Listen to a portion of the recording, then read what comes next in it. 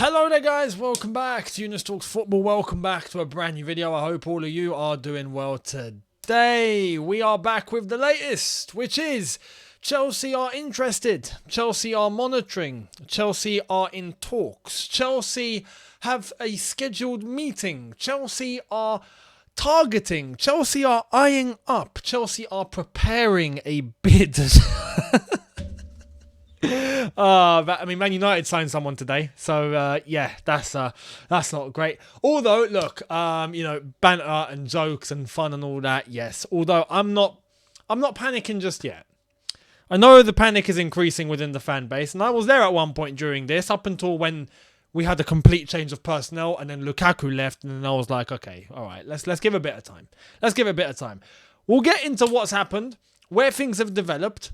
And then, we'll see exactly how far this is going. Hopefully, it means that by the end of this week, Chelsea actually have signings through the door.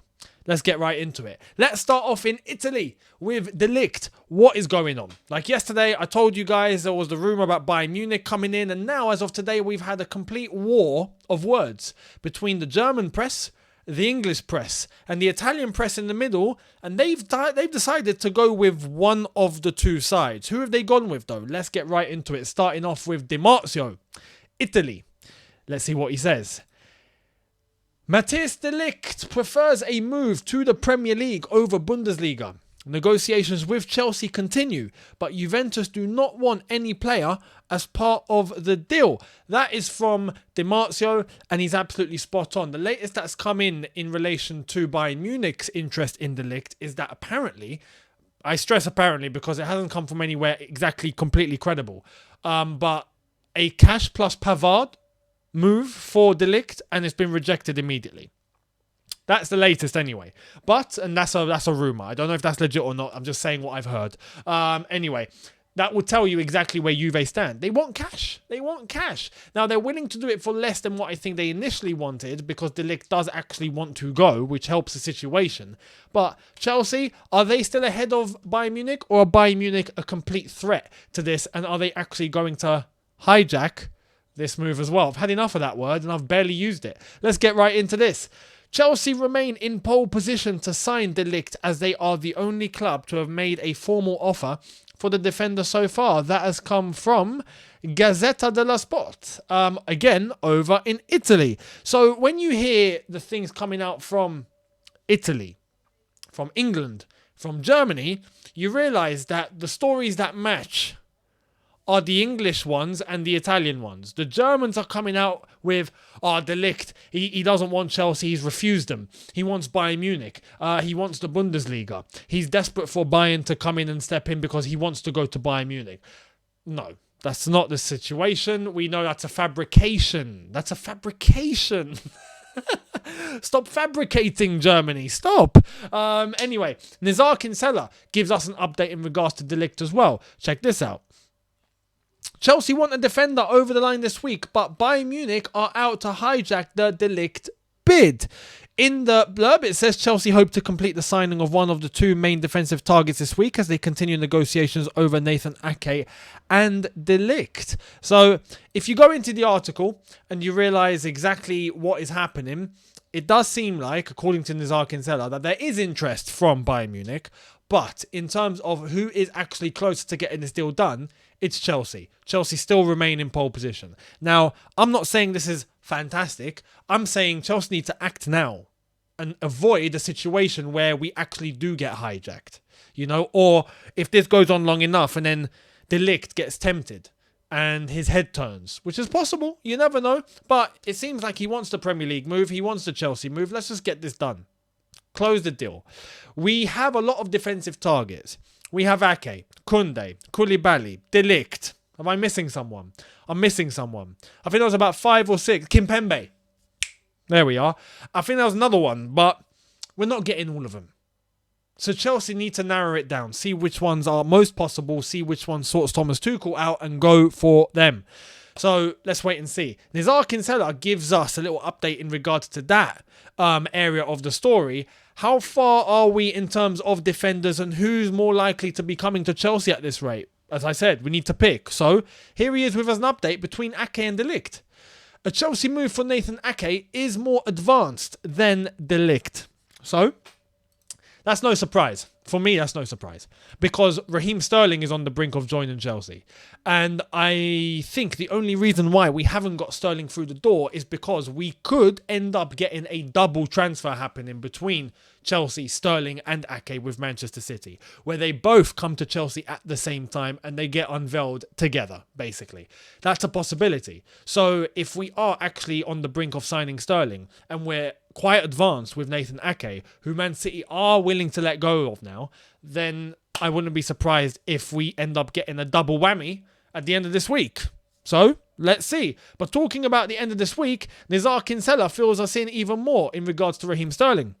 Chelsea have been in contact with Man City over several players this summer and also hope to finalise the signing of Raheem Sterling before they fly out to the States this weekend. We go to the States this weekend to start playing our pre-season games. We need to wrap this up before then. Now, let me just put this on the table for all of you. It's not a disaster if we don't. Why? Because we could end up announcing the transfer whilst the team have just let off to the United States. Even if we've played one game, we're playing 3 games, by the way, over in the United States. We're playing Club America, we're playing as another team, and we're playing Arsenal, right? Over the course of, I think, of a week.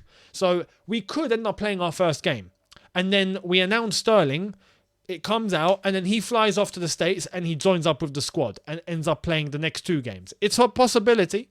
That can happen. So the worst case scenario here would be if the team were to come back from pre-season over in the States and we've got no one through the door yet. Then I'd be like, okay, we can start panicking a little bit, right? Because at that point, we're now having to rely on players coming in and adapting maybe a week or 2 before the Premier League season were to start. That is cutting it fine. So end of the week, we'll give it till Friday. Let's see what happens. But I'm expecting a Sterling and maybe even an Ake announcement before then or by then, and then the Ligt maybe afterwards, because Ake's not going to be the only defender we sign. That's a certainty. So we'll see how far this goes.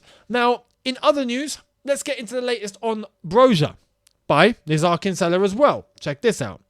Todd Boehly will have a meeting on Armando Broja's future. It's one of the more pressing player exit situations with offers arriving. Thomas Tuchel wants him for pre-season, but no assurances on his Chelsea future.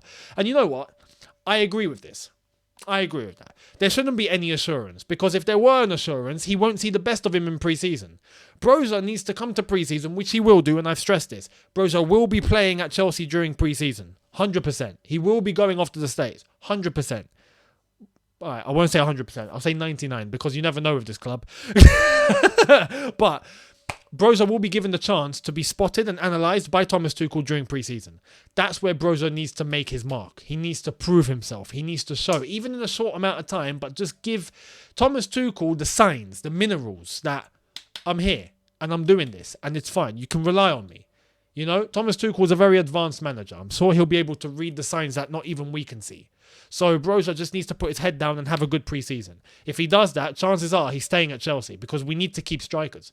We can't entertain bids coming left, right and centre when we haven't got any frontmen. Lukaku's gone. We can't. So Broja's chance is here. Have a good pre-season and show Thomas Tuchel what you're made of. Simple as that. There's a lot of demand out there. Newcastle, West Ham, Everton, etc. All interested. It's up to Broja to show if he wants to stay at Chelsea. So let's hope he has a good pre-season and we'll be keeping an eye on him. In regards to other news, Jorginho. That agent of his needs to honestly liquidate. Can we liquidate a human being? Not literally, please. But anyway, here it is.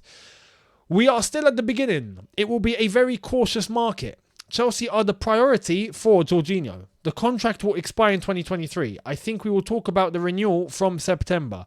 This guy, this agent is the most open agent I've ever seen in world football. You know, at first, oh no, we're looking at possible moves to Italy. Oh no, you know, the time will come where my client wants to go home. Oh no, you know what? Yeah, no, maybe he's going. Now all of a sudden, oh no, we're looking at a contract renewal. Yeah, no, he's staying. 2023 is when it ends. So, you know, Chelsea, you need to put a contract on the table, please. You know, have a look. Give us a contract. Make up your mind, son. Make up your mind. Honestly, Jorginho's agent, terrible. Terrible. And as far as I'm concerned, my preference, sell him now. On one condition. We get a defensive midfielder in. And right now, it doesn't look like there's any flipping defensive midfielders out there because they've all been taken, except for Declan Rice. So are we going to go for Declan Rice? I truly think we will be making a move. I think that will be our last move to make in the transfer market. I think we will put West Ham under pressure late in the window where they will be forced, with a short amount of time, to take the money, or you keep the player, but you ain't getting 100 million because by next summer, he's going to be worth a lot less than that. And I think that's the strategy. And I don't want to publicise that too much. Don't tell West Ham. They probably thought of this anyway. They're not stupid. They're West Ham United. But I think the way that I see it, I think that's Chelsea's strategy. Wait until the end, where a club like West Ham, who are not, scattered with billions and billions, will look at a bid in the region of 100 million from Chelsea for Declan Rice, and they'd go, we have to accept. If not, next season, he's not even going to be remotely close to that. Because contract, So let's wait and see what happens. But I think Declan Rice will be the last one to come through the door, if he does come through the door. If we were to make a move, that will be the last player we go for, I think. So we'll keep our eyes on that. In the meantime, Jorginho, just stay put. Just stay put. I want to let you guys know of a very interesting interview. Please watch this. Barcelona are a bunch of bluffers. And that's not coming from me. That's coming from the Barcelona fans. Yeah.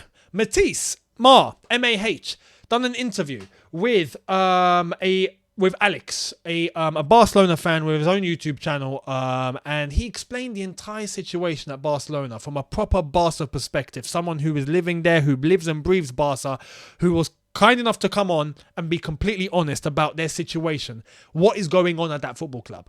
He explained. This is the interview to pay attention to. It's on Matisse's channel. I recommend you guys watch it. Have a little watch. But Alex explains everything that you need to know in a nice 56-minute interview right there, where he was quite honest to say that Barcelona are a mess, right? And why do you think the Rafinha deal isn't done yet? I gave up on Rafinha. I'm not going to lie. I've not spoken about Rafinha for quite a bit. I'm like, he's done. That's it. He's gone to Barca. It's finished. It's not. Frank Kessie and Christensen only managed to get through the door today in regards to being unveiled by Barcelona. But check this out. Reports from Cope that Barcelona can't yet register Kessie or Christensen for La Liga. Need to do further work on economic levers. They are in a bad situation. Yes, the announcement has come. They've joined Barcelona. But they can't play. They can't register with La Liga. Why is that? Because Barca are waiting for more economic lever. But that fan explained the situation. The economic lever isn't going to be enough to resolve the situation. Barcelona are linked with Koundé, Lewandowski, Alonso, Aspi, Rafinha, Dembele for a new contract.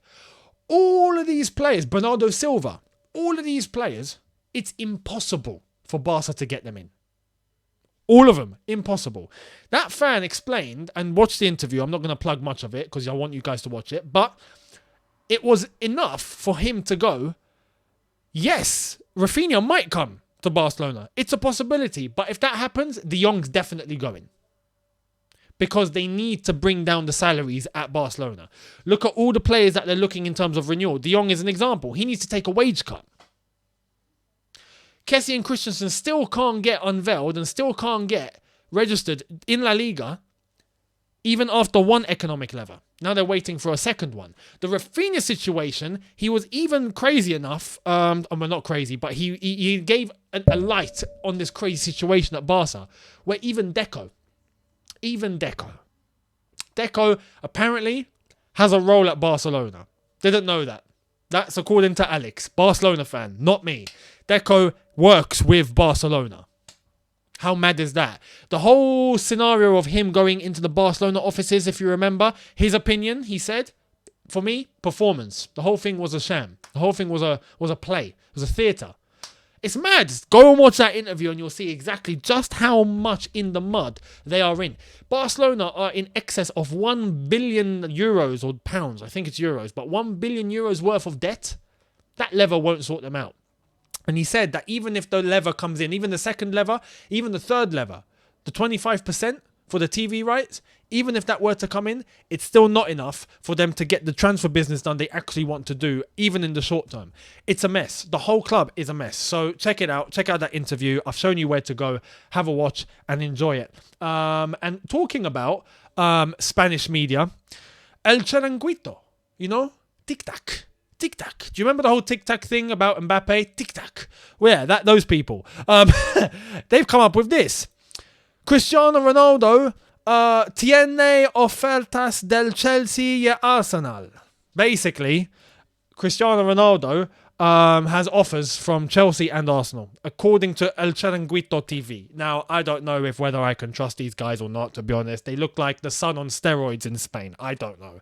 But this is what they're saying, and I'm just passing the news on to you. Do I believe it? No. But you can believe it if you want. Apparently, it's an exclusive from El Chiringuito. That's what they're saying. We'll see what happens. Anyway, that's the latest for today. Let me know your thoughts down below. I'd love to hear your opinions on everything I've discussed today. And apologies that I've not come onto a video yet telling you guys we've signed someone. I hope I do that soon. So I'll see all of you very soon. See you tomorrow. Hit the subscribe button if you are new. Hit the notification bell to be notified once I've uploaded. Smash the like button if you have enjoyed this. I'll see you tomorrow. Take care, people. See you then. And peace.